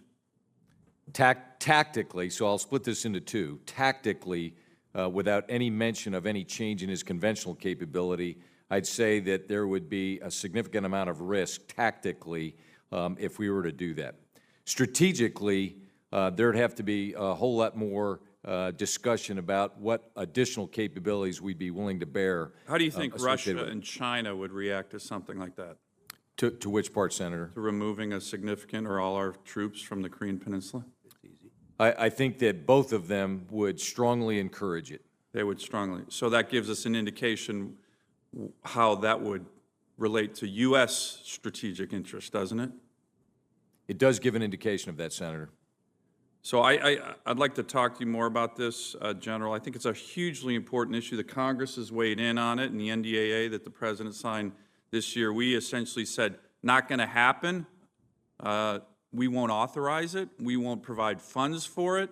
That kind of quid pro quo, illegal nukes for lawfully deployed troops, I think there's bipartisan support that we think it would be strategically disastrous. And the fact that the administration seems to be toying with it is very troubling. And the Congress doesn't support it. It's in the law that they can't do it unless the Secretary of Defense certifies that that would be in the national interest of the United States and not undermine the security of the United States and our allies in the region. So I think we need to have a further discussion on that, because that's going to be something you might be asked about in the next 2 years. And it's enormously important in with all due respect to the administration, I think is doing a great job.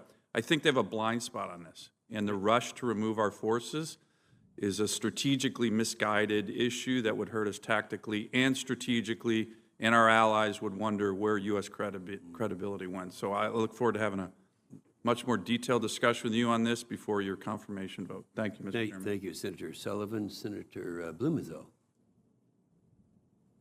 Thanks, Mr. Chairman. Thank you both for your service and to your families as well.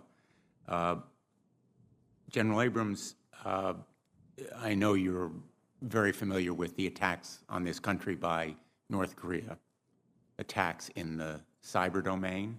One of the most prominent occurred in May of 2017, WannaCry, which was attributed to the North Korean entity Lazarus Group. This cyber attack impacted 200,000 victims in 150 countries. I'm sure you're familiar with the details. Would you agree with me that we need to do more to make North Korea pay a price for this kind of cyber attack?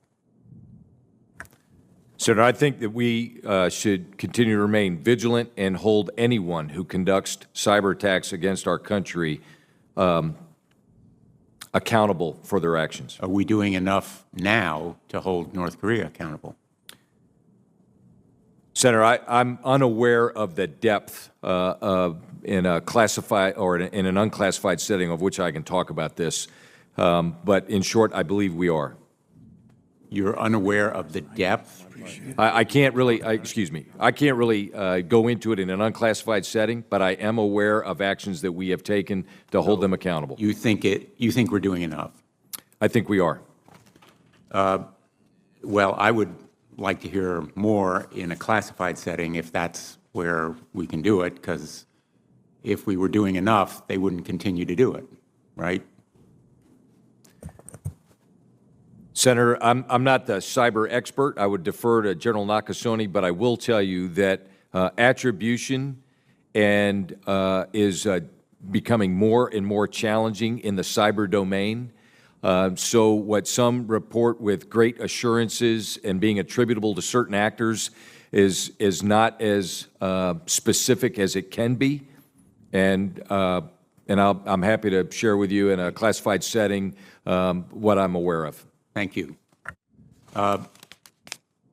Admiral, you've answered a number of questions about the incident, questions from Senator Reid, Senator Tillis, and others.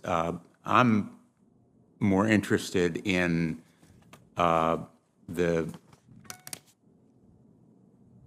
role that women can play in national security and conflict prevention and resolution.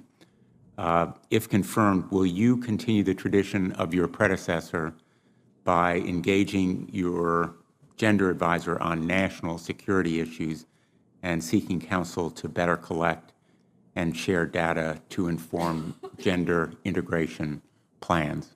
Senator, I will. And I'm sure you're familiar with the conference, I think it was the second annual Women in the Military Conference in Guatemala that Southcom hosted. Talking about Guatemala for a moment and Nicaragua and other Central American countries, would you agree with me that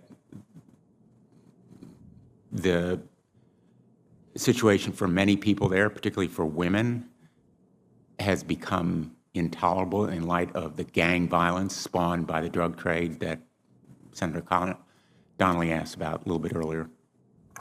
Senator, there is a circle of despair in those countries that has driven mass migration into the United States. It has created violent conditions where citizens are making the choice to take that very hazardous journey to the United States versus staying in their own country. And there is a strategy in place that the Congress has funded and appropriated, the Central American strategy. It's, as I assess it, it's just getting started. Defense plays a piece of that. It is key that we stay committed to that strategy to lower levels of violence against women, men, children. And many people are seeking asylum in this country as a result of that violence, correct? Senator, that is correct. Let me ask you one last question about Hezbollah in Central America. As you know, I asked Admiral Tidd about Southcom actions to counter Hezbollah influence in South American countries, and he categorized Hezbollah as the, as he put it, the A-team in the Southern Hemisphere, given its criminal activities that support terrorist activities abroad. Would you agree with him? Senator, I would. Iran is the #1 state sponsor of terrorism around the world, and their proxy, Lebanese Hezbollah, is actively fundraising illicitly across the world, including South America. And we ought to do more to counter it. Yes, Senator. Thank you. Thank you, Senator Blumenthal. Senator McCaskill. Thank you, Mr. Chairman. First of all, thanks to both of you and your families for your service to this great nation. It's appreciated more than probably words can express. I am interested to know, General Abrams, do you agree with the statement that it's very difficult to impossible to neutralize the threat of North Korea without China's help?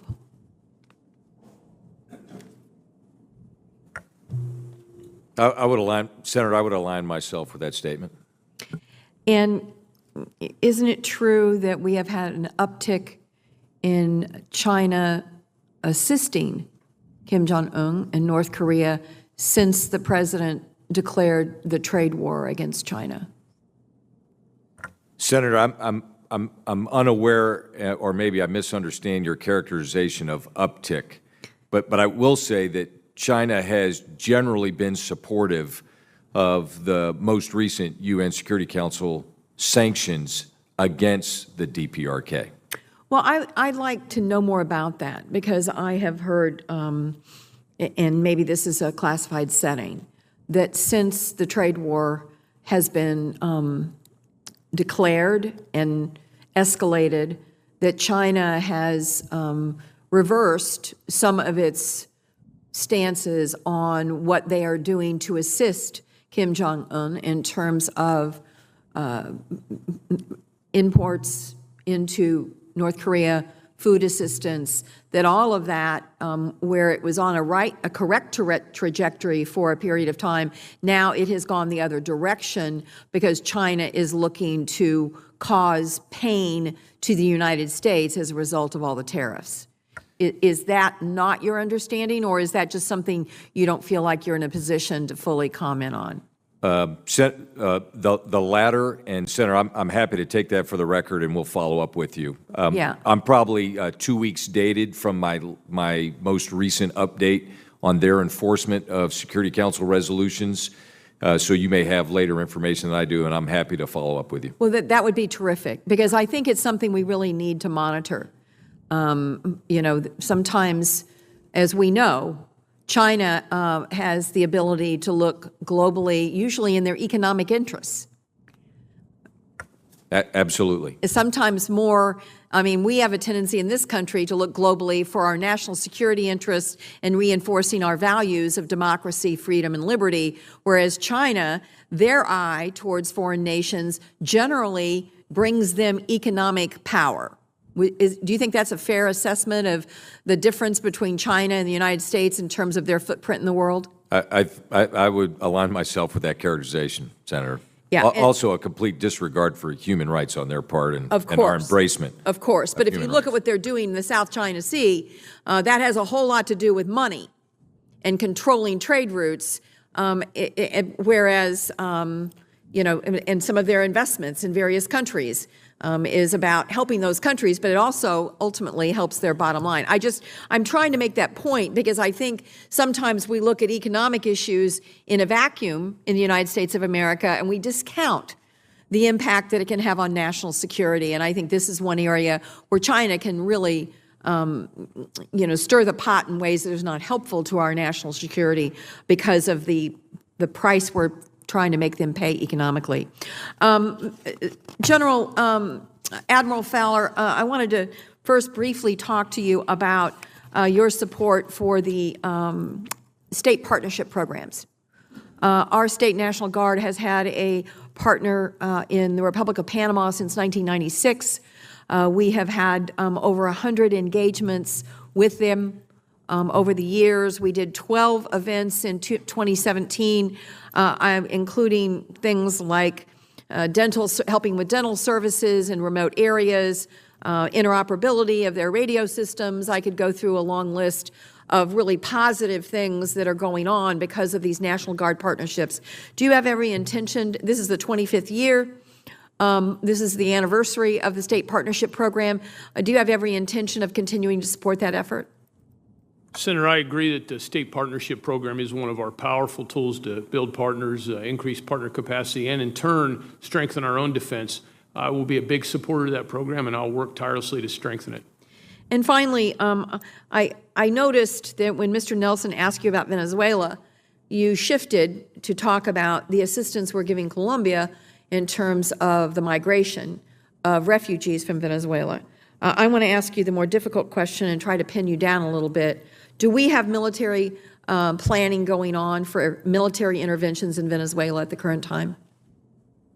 Senator, it's a diplomatic solution, and we're in support of diplomats. I've not been briefed in on any planning that the command is doing. In my current role, we are not doing anything other than normal, prudent planning that a combatant command would do to prepare for a range of contingencies. So there's been no escalation, no signal from the Commander-in-Chief or from the Secretary of Defense or from the Chairman of the Joint Chiefs that Southcom should be making plans for potential surgical or otherwise military intervention in this horrendous situation in Venezuela? Sir, Senator, I'm a... It's okay, you can call me sir, I get it. It's fine, don't worry, no problem, I'm not offended at all.